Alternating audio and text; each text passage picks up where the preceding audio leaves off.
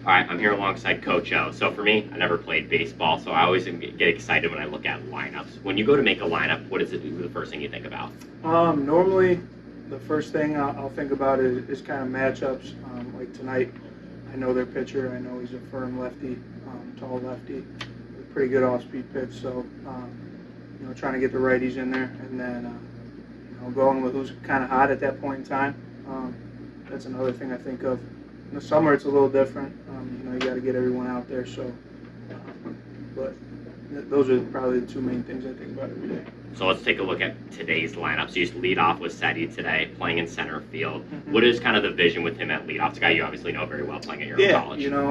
I think he's been having better at bats in the leadoff spot, and he can give us a good start to the game. So, and he's right-handed. Obviously, we got a lefty on the mound today. So, that's kind of the thought process behind that. Do the stolen bases go into a factor? I know he's in the double digits in that this season. Yeah, in a way.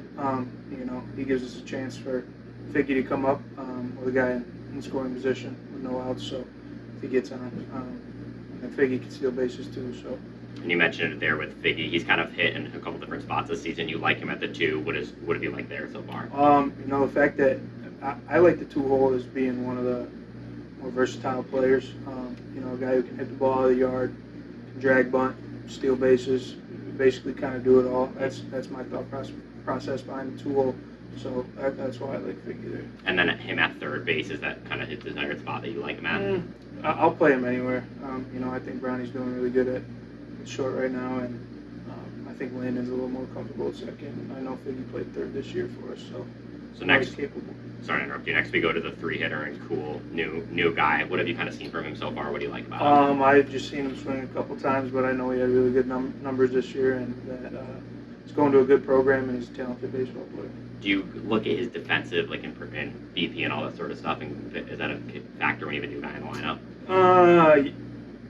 I know how these guys can play Yeah. for the most part already and where they can play, so, watching them in BP is just an extra, I guess.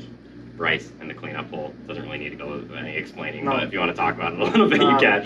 Brownie's swinging the hot bat right now, and, he's feeling good at the plate, and, I love seeing that out of him. No errors at shortstop for him. Do you like what he brings defensively? Yeah, knock on wood, I hope tonight's not the first one, but, yeah, I do. So in the 5-hole today, it's Landon. He's your team at-bat leaders. What's the thought process of putting him at the 5? Landon's kind of like a Figgy in a way. He can kind of do it all, so he puts the bat on the ball a lot, and I like that. The guys in front of him can get on base, and I like the chance for some RBIs tonight. So I know with this new guys, you've kind of had your guys who are at the beginning of the season hitting different spots, and that goes for your 6-hitters today, Merrick. What do you like about Merrick so far this year? And for someone who's been hitting in the 6-hole, what do you think about that? I think Merrick's kind of more middle of the order type bat. So 4, 5, 6, I think that's a good spot for him. It's not too different. Just give him a chance for Landon to get on, so he can have another chance for some more guys in front of him to be on base. Haven't seen a lot of Carano so far this season. What are your thoughts on Carano? I like that kid a lot. I think he's really got a capability to hit and he can catch a little bit. So we'll see how he matches against the lefty today, but I got faith in him. 8 and 9 is somewhere we've seen a lot of different spots. You cooped there yesterday. What are your thought process before we go over those guys on those bottom 2 in the lineup? I like my 9-hole with some guy that normally can roll the lineup over.